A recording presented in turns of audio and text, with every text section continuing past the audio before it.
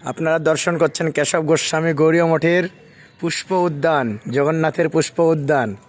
আমাদের ভক্তিবেদান্ত মাধব মহারাজ তিনি পরিচর্যা করছেন।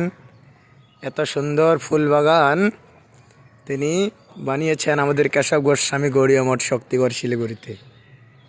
আপনারা দেখতে পাচ্ছেন কত সুন্দর ফুল। এটা আমাদের ভক্তিবেদান্ত ত্রিদণ্ডী মহারাজের সমাধি মন্দিরের উপরে খুব সুন্দর পুষ্প উদ্যান, অসংখ্য ফুল চতুর্দিকে। ভজন কুটিরের উপরে আপনারা দেখতে পাচ্ছেন, দেখুন চতুর্দিকে এই যে ভজন কুটিরের চূড়া, হ্যাঁ এই যে দর্শন করুন কত সুন্দর ফুল।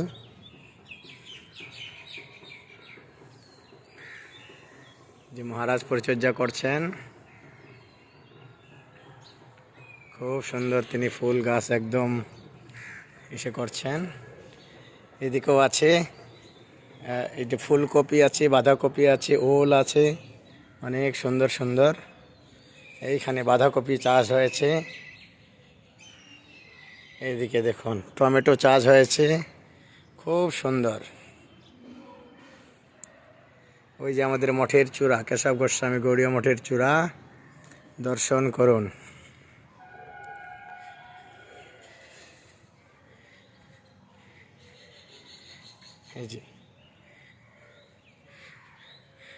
এই যে দেখুন মহারাজ সেবা করছেন।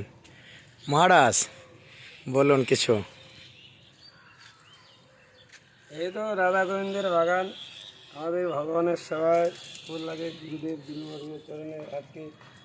আজকে আমাদের জগৎগুরু গৌরী বেদান্ত অল গৌরী মঠের প্রতিষ্ঠাতা জগৎগুরু ছিল ভক্তি সিদ্ধান্ত সরস্বতী গোস্বামী ঠাকুরের প্রভুদের শুভ আবির্ভাব তিথি মহোৎসব অনুষ্ঠান হলো। আমরা এই বাগানের পুষ্পে ওনাকে প্রভুবাদকে আমরা সুন্দর করে সাজিয়েছি। সেই প্রভুপাদ জগৎগুরু ভক্তি সিদ্ধান্ত সরস্বতী গোস্বামী ঠাকুর প্রভুপাদ, তিনি যদি জগতে না আসতেন, আমরা মহাপ্রভু আসার পরে যে ভক্তির ভাটা পড়ে গিয়েছিল সেটা ছিল ভক্তিবিনোদ ঠাকুর। জগৎগুরু ছিল ভক্তি সিদ্ধান্ত সরস্বতী ঠাকুর গোস্বামী প্রভুপাদ এসে আবার সেটা জাগরিত করেছিলেন।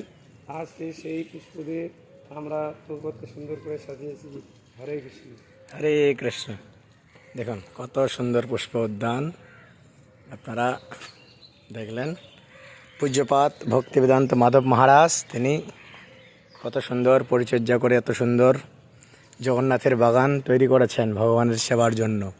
আপনারাও সকলে চেষ্টা করবেন ভগবানের সেবার জন্য এরকম পুষ্প উদ্যান তৈরি করার। হরে কৃষ্ণ। শ্রী রাধে শ্যাম। হরি বল।